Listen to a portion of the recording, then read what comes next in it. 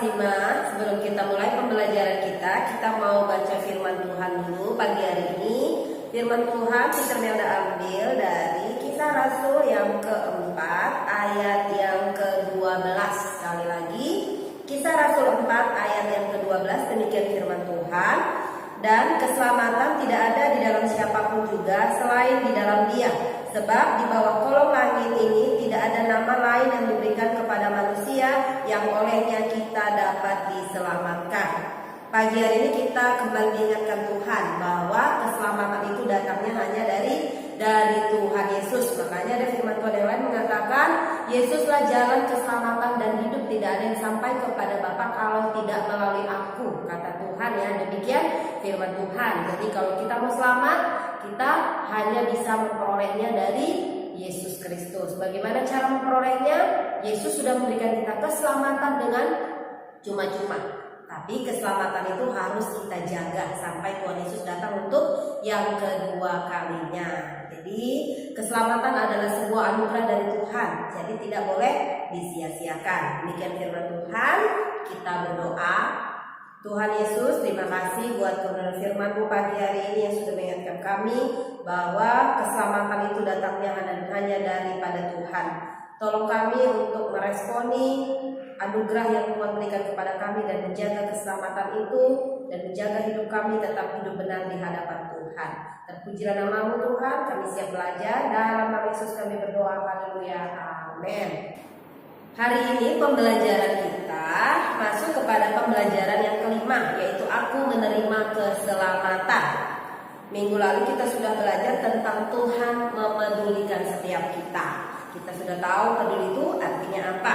Hari ini lewat pembelajaran aku menerima keselamatan, anak-anak dapat memahami keselamatan itu artinya apa dan keselamatan itu datangnya dari mana.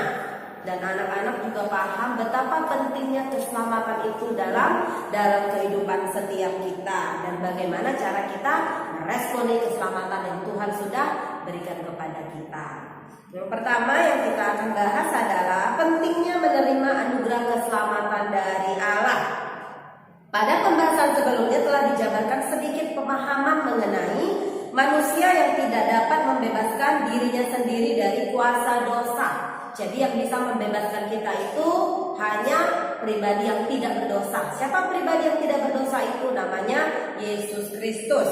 Pada bagian ini kita akan melihat ada alasan-alasan penting bagi manusia kenapa sih kita perlu anugerah keselamatan. Yang pertama adalah menerima anugerah keselamatan dari Allah merupakan satu-satunya jalan untuk membebaskan manusia dari dosa. Jadi kalau kita mau terbebas dari dosa, kita harus menerima anugerah keselamatan. Itulah alasan kenapa Tuhan memberikan kita keselamatan, ya. Dalam perjanjian lama, misalnya manusia mempersembahkan kurban bakaran kepada Tuhan. Manusia memilih hewan kurban yang terbaik untuk dipersembahkan kepada Tuhan. Dengan alasan, dengan harapan manusia berharap dengan adanya kurban itu dosa mereka dapat disucikan. Namun yang terjadi apa?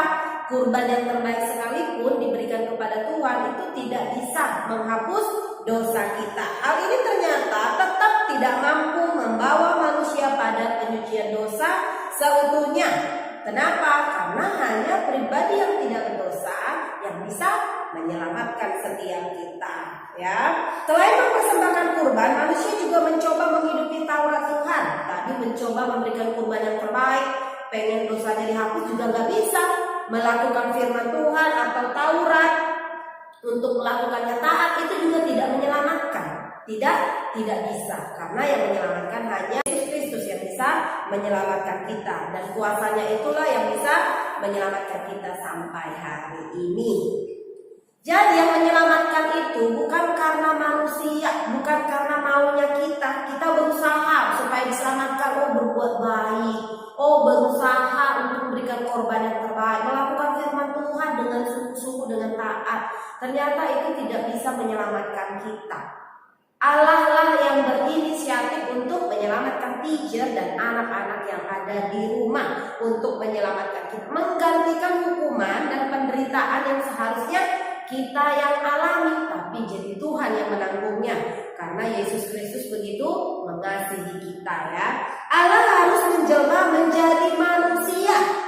Yesus harus lahir dan berkarya, menderita sampai mati di kayu salib. Bayangkan, demi kita Yesus harus dilahirkan ke bumi ini.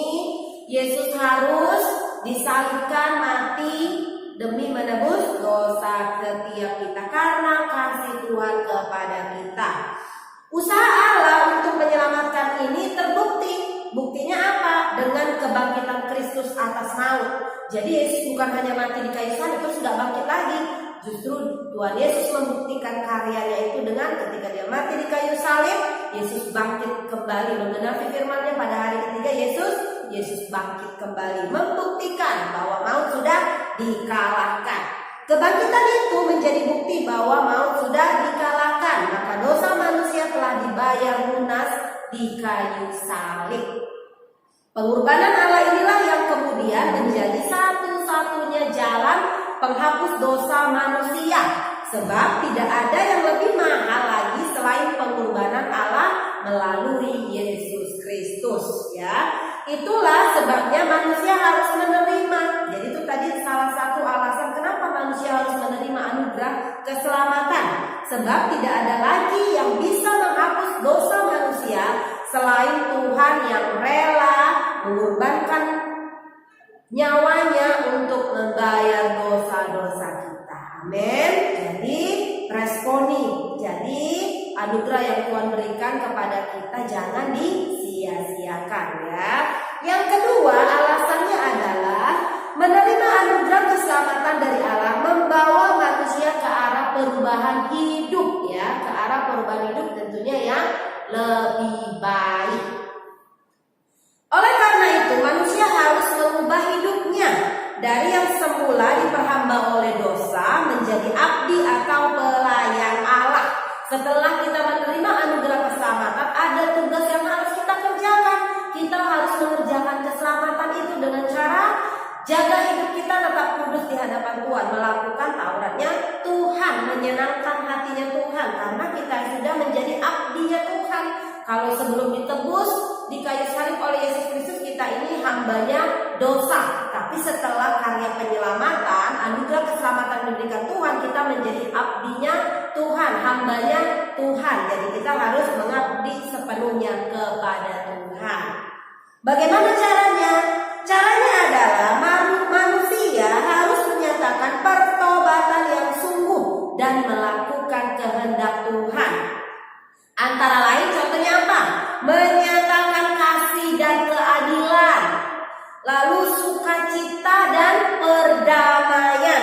Di mana perdamaiannya? Di dunia dimanapun kita berada. Itu respon atau sebagai respon atas anugerah keselamatan yang diberikan oleh Tuhan kepada kita. Jadi respon kita apa? Kita harus mengasihi sesama, kita harus selalu bersukacita, kita harus menjadi anak pembawa damai dimanapun kita berada, karena kita sudah menerima anugerah keselamatan. Ya. Berikutnya yang kedua, yang B, merespon keselamatan dari Allah. Sekarang kita akan belajar bagaimana cara merespon keselamatan yang Tuhan berikan kepada kita. Setelah manusia menerima keselamatan dari Allah, manusia harus menanggapi dan merespon keselamatan yang Allah berikan dengan menunjukkan perilaku yang tepat sebagai orang yang sudah diselamatkan. Jadi kita harus jadi orang yang berperilaku menjadi orang yang sudah diselamatkan. Berarti kita harus menjaga hidup kita harus memuliakan nama Tuhan.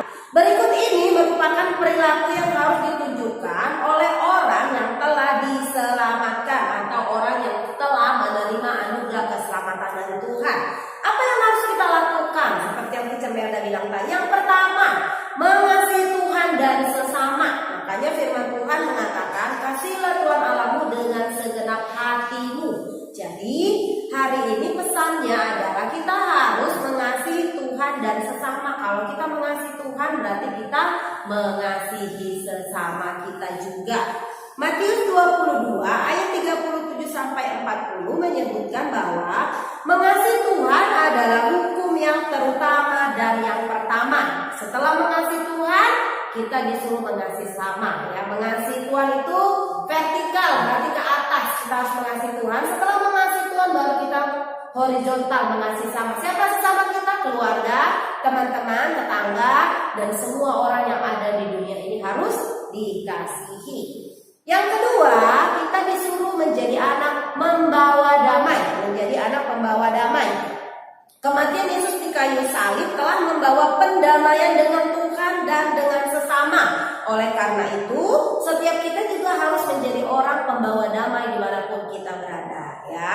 Jadi harus menjaga hidup kita supaya kita menjadi anak-anak pembawa damai dimanapun kita berada, bukan pembawa atau pembuat keributan atau keonaran. Jangan sampai temannya bilang, ih kalau si Anu itu di sini semua kacau. Jangan sampai seperti itu. Tapi ketika dikatakan, oh kalau si Noni sana di sini memang suasananya keren, dia memang baik. Seperti itu ya sayang. Lalu yang berikutnya, yang ketiga adalah menebarkan sukacita. Selain pembawa damai, kita juga harus membawa sukacita. Sukacita di dalam keluarga dan sukacita di tengah masyarakat dimanapun kita berada, ya. Jangan bikin orang stres, jangan bikin papa mama stres. Tapi kita diselamatkan Tuhan untuk membawa sukacita kepada orang lain dimanapun kita berada. Lalu kita harus membiasakan diri berperilaku sebagai orang yang sudah diselamatkan. Tapi kita sudah diselamatkan, alasannya apa? Kita sudah belajar dan bagaimana cara merespon keselamatan juga kita sudah pelajari. Sekarang bagaimana cara membiasakan diri berperilaku sebagai orang yang sudah diselamatkan? Jadi perilaku-perilaku yang berkenan bagi Tuhan bukan hanya dilakukan sehari atau 2 hari saja, atau hanya untuk jangka tertentu. Oh kalau aku lagi pengen aja, aku pengen berperilaku baik. Gak bisa. Kamu harus berperilaku baik setiap waktu 24 jam. Maka Tuhan melihat apa yang kita perbuat. Jadi Tuhan gak pernah bilang kamu baiknya kalau mood aja ya, kamu baiknya kalau jam-jam tertentu aja ya. Enggak, tapi 24 jam, ya. Baiknya kepada siapa? Kepada keluarga, kepada orang-orang yang ada di sekitar kita. Ya, demikian pembelajaran kita hari ini. Kita sudah belajar tentang pentingnya menerima anugerah keselamatan dari Tuhan. Kita menerima anugerah keselamatan karena anugerah itu membuat kita bebas dari dosa. Lalu anugerah keselamatan yang kita terima membuat kita menjadi manusia yang mengalami perubahan hidup ke arah yang lebih baik. Terus respon kita apa? Kita harus mengasihi Tuhan dan sesama. Kita membawa damai, membawa sukacita. Ya, demikian pembelajaran kita. Untuk tugasnya ada di halaman 75. Ya, halaman 75 tugasnya ini. Kegiatan 1, mengasosiasi. Maknai lagu, nyanyi, bersoraklah. Ini lagu ini kamu baca, kamu pahami. Kita kan sudah belajar literasi, belajar memahami. Kamu pahami lagu ini, lalu sampaikan pesan apa yang kamu dapat dari lagu itu di sini, tulis ya. Lalu yang ini menilai diri, perilaku yang kamu lakukan, menghormati orang tua sesuai, tidak sesuai, tindak lanjutnya apa kalau tidak sesuai. Yang ini aja tugasnya. Pindahkan ke buku catatan, jangan malas menulis ya. Pindahkan ke buku catatan, tugasnya halaman 75 aja. Terima kasih anak-anak hebat. Teacher Melda berharap kalian bisa mengerjakan tugas-tugas kalian tepat pada waktunya. Kita berdoa. Tuhan Yesus, terima kasih kami sudah selesai belajar tentang anugerah keselamatan yang Tuhan berikan bagi kami. Tolong kami untuk kami meresponi anugerah keselamatan yang Tuhan berikan. Tolong semua anak-anak yang di rumah supaya mereka tetap berperilaku baik sebagai anak-anak terang dimanapun mereka berada. Mereka menjadi anak-anak pembawa kasih, anak-anak pembawa damai dan pembawa sukacita dimanapun mereka berada. Terpujilah nama-Mu Tuhan. Dalam nama Yesus kami berdoa. Haleluya. Amin.